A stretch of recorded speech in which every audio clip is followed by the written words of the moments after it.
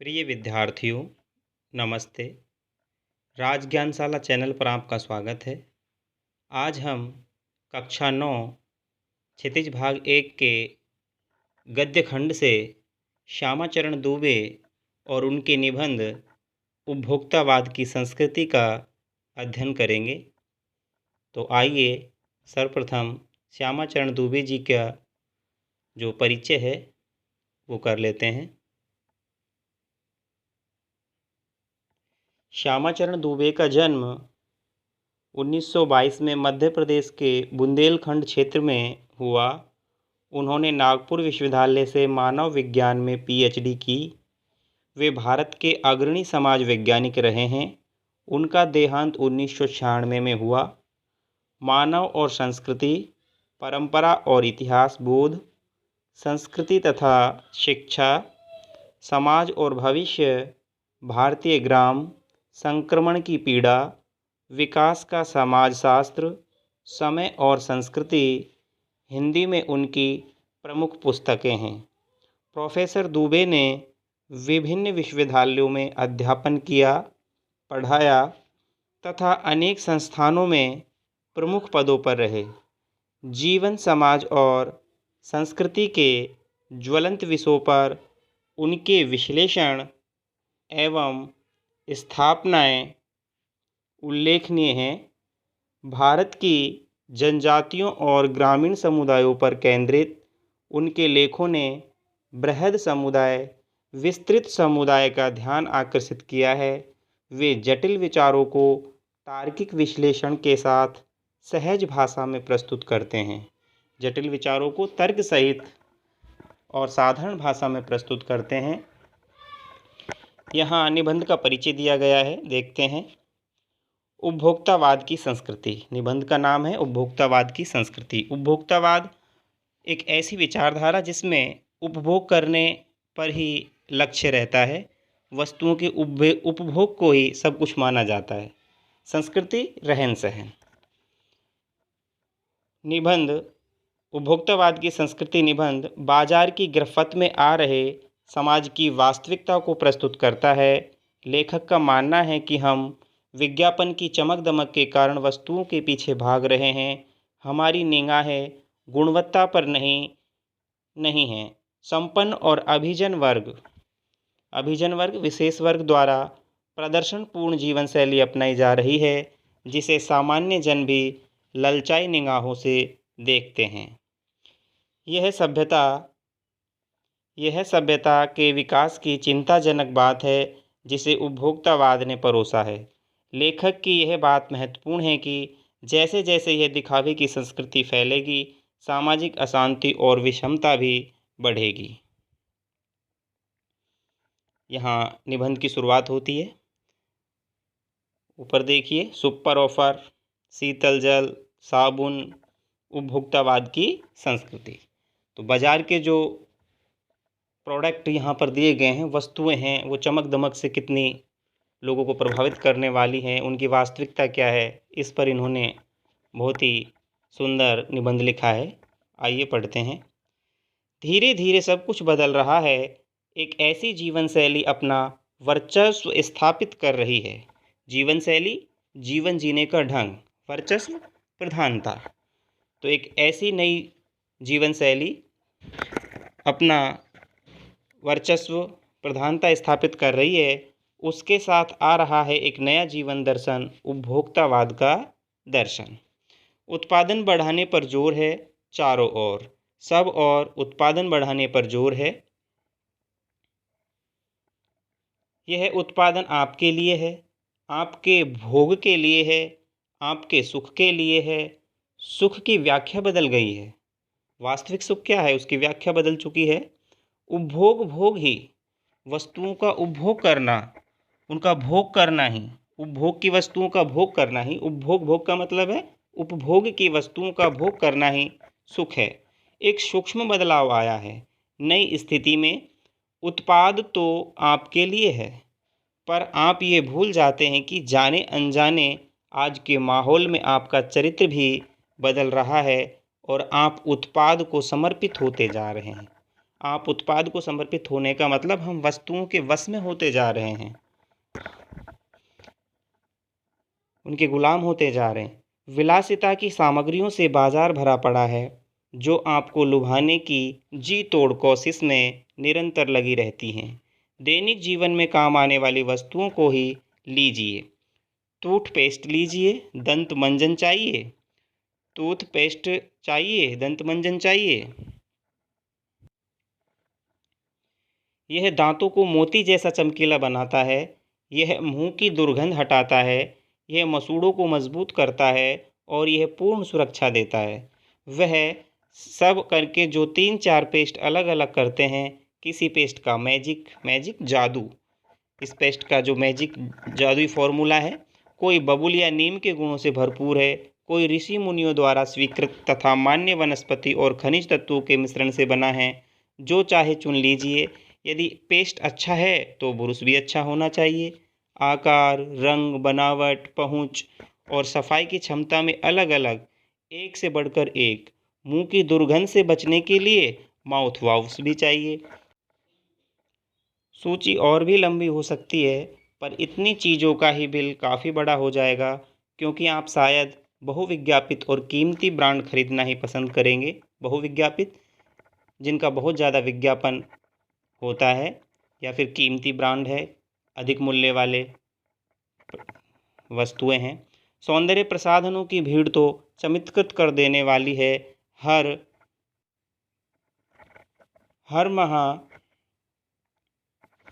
माह उसमें नए नए उत्पाद जुड़ते जाते हैं।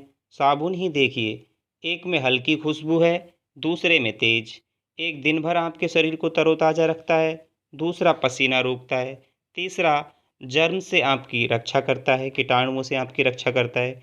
यह लीजिए सिने स्टार्स के सौंदर्य का रहस्य, उनका मनपसंद साबुन।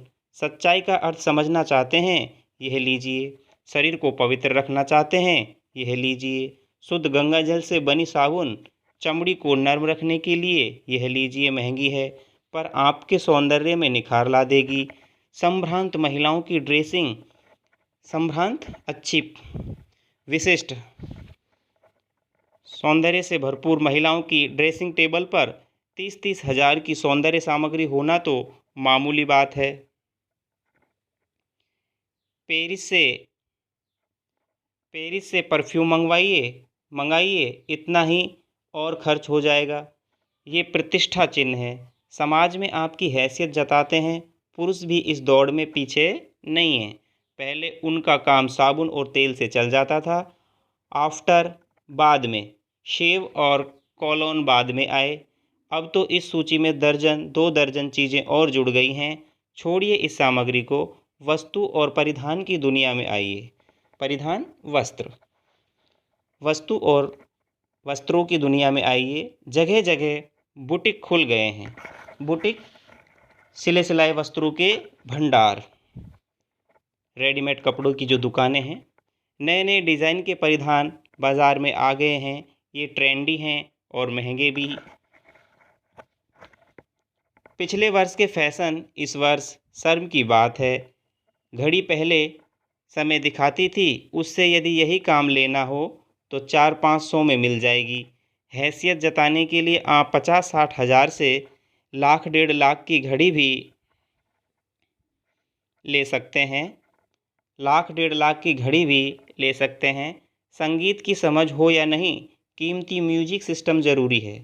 कोई बात नहीं यदि आप उसे ठीक तरह चला भी नहीं सके। कंप्यूटर काम के लिए तो खरीदे ही जाते हैं, महज दिखावे के लिए उन्हें खरीदने वालों की संख्या भी कम नहीं है। खाने के लिए 5 सितारा होटल हैं, वहाँ तो अब विवाह भी होने लगे हैं। बीमार पड़ने पर 5 सितारा अस्पतालों में आइए। सुख सुविधाओं और अच्छे इलाज के अतिरिक्त ये अनुभव काफ़ी समय तक चर्चा का विषय भी रहेगा। पढ़ाई के लिए 5 सितारा पब्लिक स्कूल हैं, शीघ्र ही शायद कॉलेज और यूनिवर्सिटी भी बन जाएं। भारत में तो यह स्थिति अभी नहीं आई, पर अमेरिका और यूरोप के कुछ देशों में आप मरने के पहले ही अपने अंतिम संस्कार और अनंत विश्राम का प्रबंध भी कर सकते हैं। एक कीमत पर आपकी कब्र के आसपास सदा हरी घास आपकी कब्र के आसपास सदा हरी घास होगी, मन चाहे फूल होंगे, चाहे तो वहाँ फव्वारे और मंद ध्वनि के निरंतर संगीत भी। कल भारत में भी ये संभव हो सकता कल भारत में भी ये संभव हो सकता। अमेरिका में आज जो हो रहा है, कल वह भारत में भी आ सकता है। प्रतिष्ठा के अनेक रूप होते हैं, चाहे वे हास्यास्पद ही क्यों न हो, हंसी उत्पन्न कराने वाले ही क्यों न हो। यह एक छोटी सी झलक उपभोक्तावादी समाज की लेखक ने प्रस्तुत की। यह विशिष्ट जन का समाज है, पर सामान्य जन भी इसे ललचाई निगाहों से देखते हैं। उनकी दृष्टि में एक विज्ञापन की भाषा में यही है राइट चॉइस बेबी।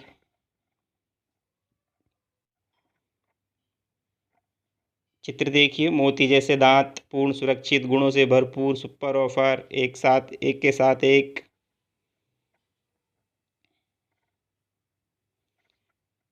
अब विषय के गंभीर पक्ष की ओर आइए। इस उपभोक्ता संस्कृति का विकास भारत में क्यों हो रहा है? सामंती संस्कृति के तत्व भारत में पहले भी रहे हैं। उपभोक्तावाद इस संस्कृति से जुड़ा रहा है। आज सामंत बदल गए हैं, सामंती संस्कृति का मुहावरा बदल गया है।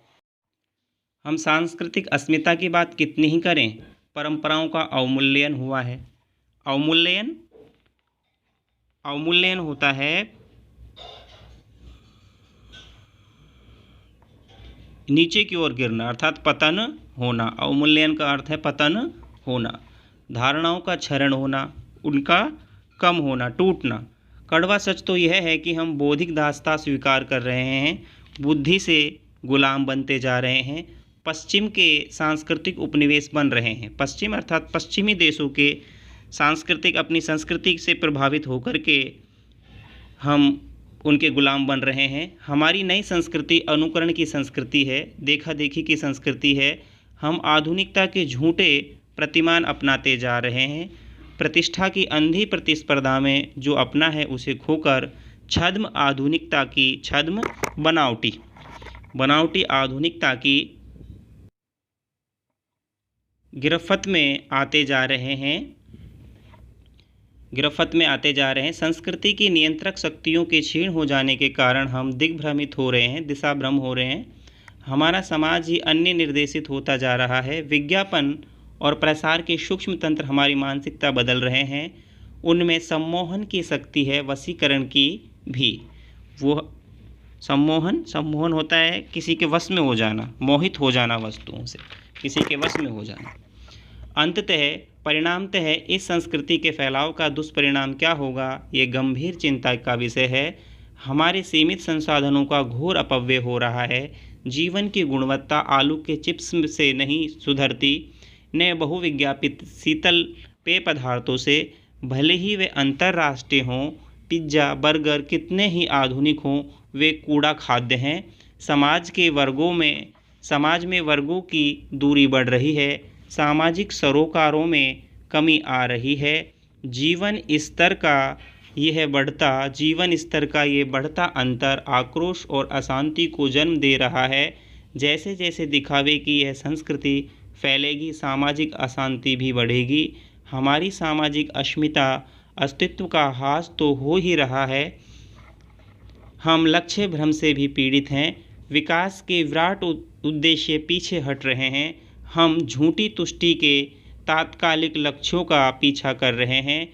मर्यादाएं टूट रही हैं, नैतिक मानदंड ढीले पड़ रहे हैं, व्यक्ति केंद्रितता बढ़ रही है।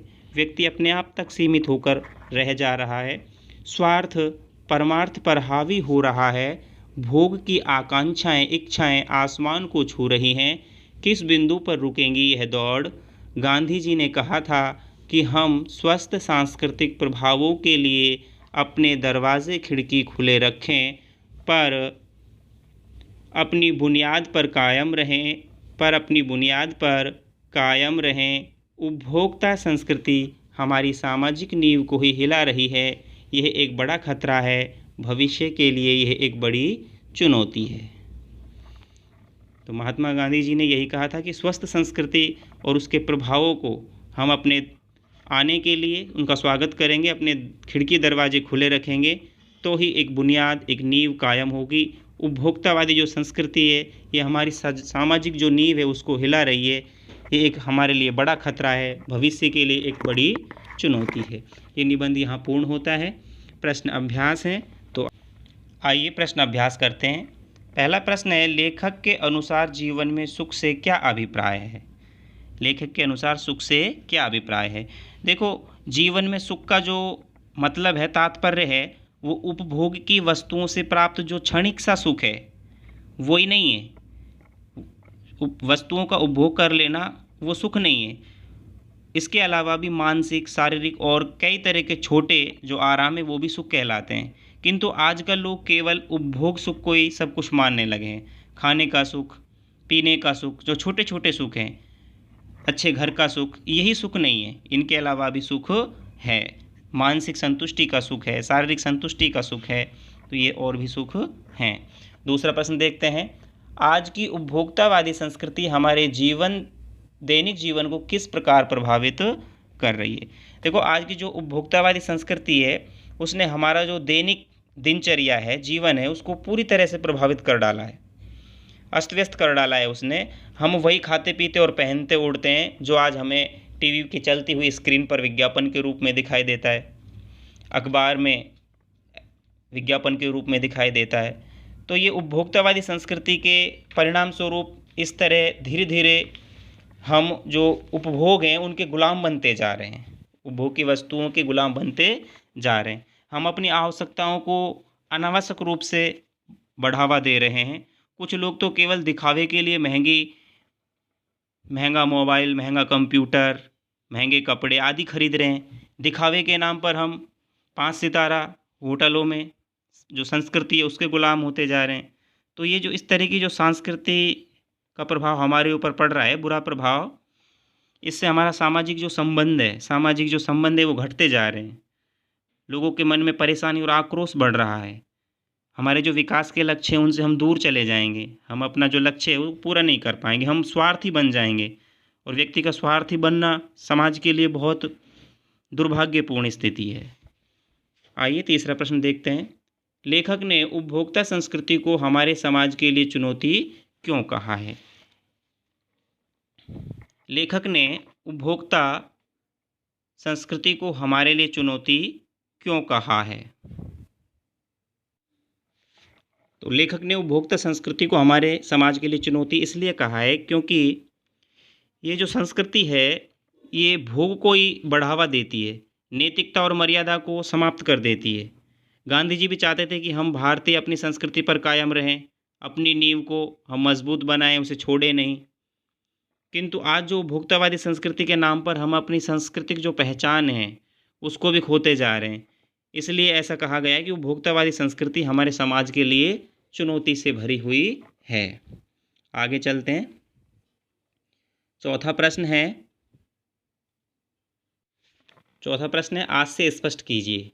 जाने अनजाने आज के माहौल में आपका चरित्र भी बदल रहा है और आप उत्पाद को समर्पित होते जा रहे हैं। आज से स्पष्ट करना है। तो उपभोक्तावादी संस्कृति का प्रभाव बहुत ही सूक्ष्म है, बारीक है। इससे प्रभावित होने के कारण हमारा जो चरित्र है, व्यवहार है, वो बदलता जा रहा है। हम उत्पादों का उपभोग करते करते उनके गुलाम होते जा रहे हैं। इसका हमें पता ही नहीं चलता। यहाँ तक कि जब हम जीवन का अपना जो उद्देश्य है उसको भी उपभोग करना ही मान बैठते हैं कि वस्तुओं को बस उपभोग करते जाओ, उनका उपभोग करते जाओ। एक के बाद एक उपभोग की वस्तुएं घर में इकट्ठी होती चली जाती, एक के बाद एक सुख।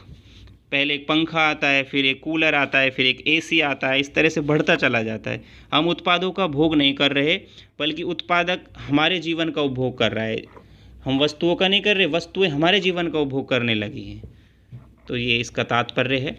खैर देखते हैं। प्रतिष्ठा के अनेक रूप होते हैं, चाहे वे हास्यास्पद ही क्यों न हों। प्रतिष्ठा सम्मान के, सामाजिक प्रतिष्ठा के अनेक प्रकार की होती है। तो प्रतिष्ठा के कई रूप तो बिल्कुल अनोखे ही हैं, उनके कारण हम हंसी के पात्र भी बन जाते हैं। जैसे अमेरिका का उदाहरण यहाँ पर दिया गया था कि लोग मरने से पहले अपनी समाधि की व्यवस्था करने लगे हैं। वे धंधे करके ये सुनिश्चित कर लेते हैं कि उनकी समाधि के आसपास हमेशा हरियाली रहेगी, मनमोहक संगीत बजता रहेगा। तो ये हास्यास्पद रूप है। आगे चलते हैं। पांचवा प्रश्न है, रचना और अभिव्यक्ति के प्रश्न है। कोई वस्तु हमारे लिए उपयोगी हो या न हो, लेकिन टीवी पर विज्ञापन देखकर हम उसे खरीदने के लिए अवश्य लालायित होते हैं, क्यों? स्वाभाविक है, टीवी पर आने वाला जो विज्ञापन है बहुत ही असरदायी होता है।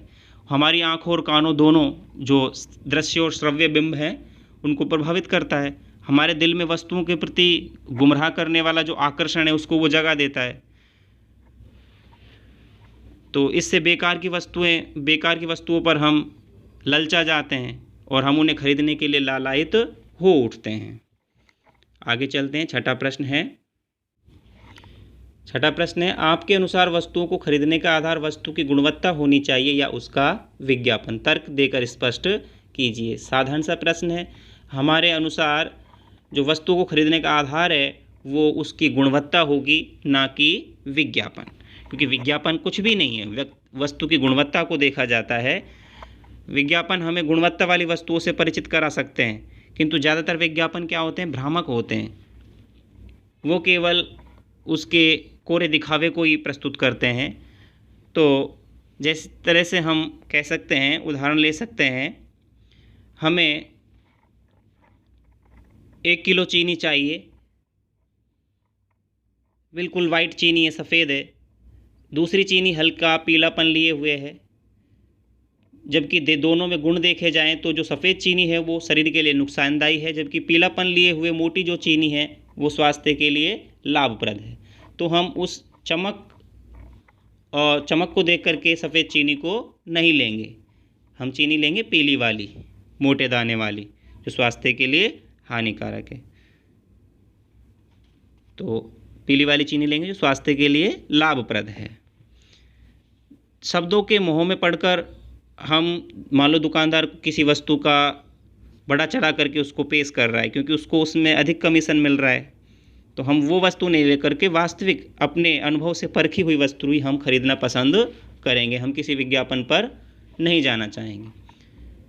आगे 7वां प्रश्न देखते हैं। पाठ के आधार पर आज के उपभोक्तावादी युग में पनप रही दिखावे की संस्कृति पर विचार व्यक्त कीजिए। पाठ के आधार पर है।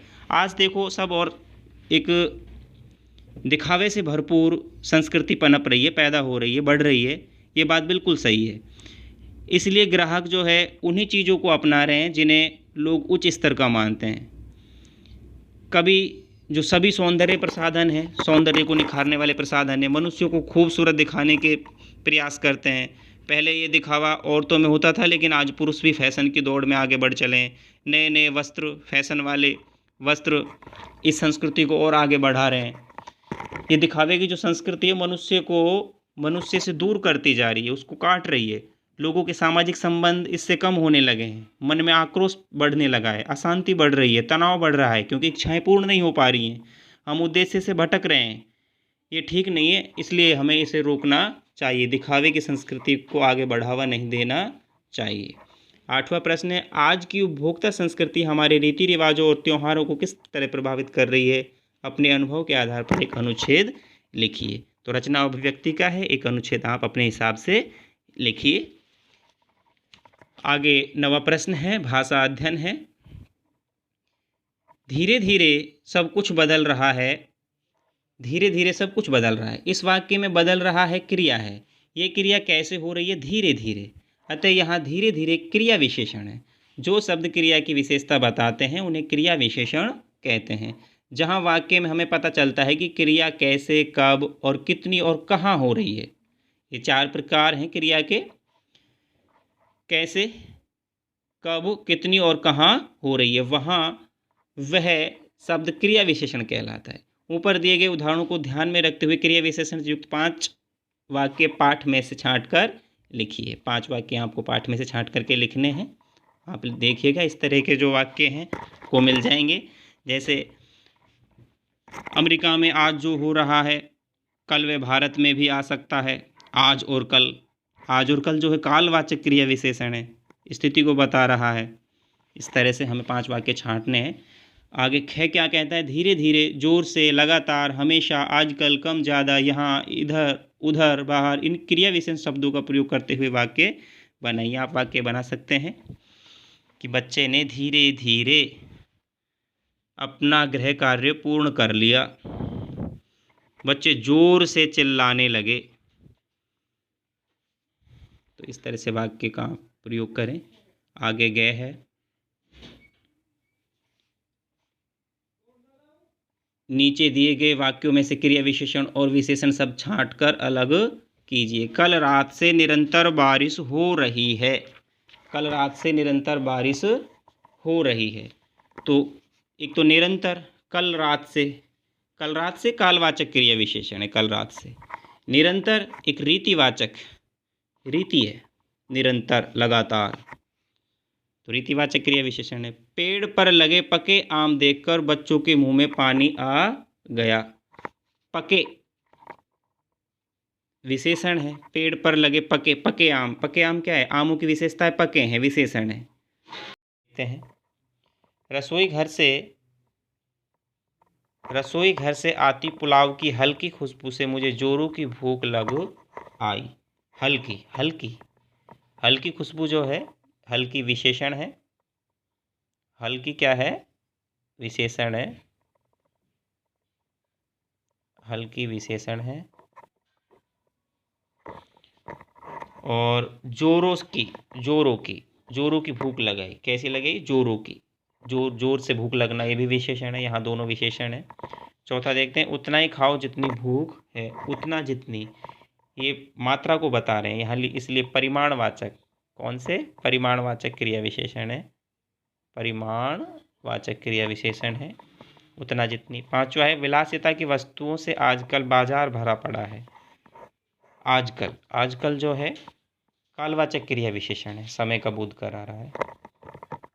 आगे पाठ्येतर संक्रियता है, ये आप करिएगा। शब्द संपदा है, शब्द संपदा हम कर लेते हैं। आइए, वर्चस्व है, वर्चस्व होता है प्रधानता, दबदबा। विज्ञापित, प्रचारित या सूचित, अनंत, जिसका कोई अंत नहीं हो। सौंदर्य प्रसाधन, सुंदरता को बढ़ाने वाली सामग्री। परिधान, वस्त्र होते हैं। अस्मिता, अस्तित्व या पहचान। अवमूल्यन, गिरा हुआ मूल्य अवमूल्यन कहलाता है। क्षरण होता है नाश, नष्ट होना। उपनिवेश, वह विजित देश जिसमें विजेता राष्ट्र के लोग आकर बस गए हों। प्रतिमान, मानदंड होते हैं। प्रतिस्पर्धा, होड़ होती है। छद्म, बनावटी होता है। दिग्भ्रमित, रास्ते से भटकाने वाला, दिशाहीन करने वाला। वशीकरण, वश में करना। अपव्यय, फिजूल खर्ची। तात्कालिक, उसी समय का। परमार्थ, दूसरों की भलाई। यह भी जान लेते हैं। देखो, सांस्कृतिक अस्मिता से तात्पर्य पहचान। हम भारतीयों की अपनी एक सांस्कृतिक पहचान है। यह सांस्कृतिक पहचान भारत की विभिन्न संस्कृतियों के मेल जोल से बनी है। इस मिली जुली सांस्कृतिक पहचान को हम सांस्कृतिक अस्मिता कहते हैं। सांस्कृतिक उपनिवेश, विजेता देश जिन देशों पर अपना प्रभुत्व स्थापित करता है, वे देश उसके उपनिवेश कहलाते हैं।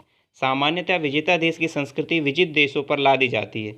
दूसरी तरफ हीनता ग्रंथिवश विजित देश विजेता देश की संस्कृति को अपनाने भी लगते हैं। लंबे समय तक विजेता देश की संस्कृति को अपनाए रखना सांस्कृतिक उपनिवेश कहलाता है। बौद्धिक दासता क्या है? अन्य को, अर्थात दूसरे को श्रेष्ठ समझकर उसकी बौद्धिकता के प्रति बिना आलोचनात्मक दृष्टि से उसके गुण दोषों को देखे बिना अपना लेना, उसे स्वीकार कर लेना ही बौद्धिक दासता कहलाती है। छद्म आधुनिकता क्या है? छद्म आधुनिकता का एक सरोकार है। सरोकार विचार और व्यवहार दोनों से है। तर्कशील, वैज्ञानिक और आलोचनात्मक दृष्टि के साथ नवीनता का स्वीकार आधुनिकता है। जब हम आधुनिकता को वैचारिक आग्रह के साथ अपने विचारों के बुलावे के साथ स्वीकार न करके उसे फैशन के रूप में अपना लेते हैं तो वह छद्म आधुनिकता कहलाती है। तो यहाँ अपना ये अध्याय निबंध पूर्ण होता है। सभी को धन्यवाद।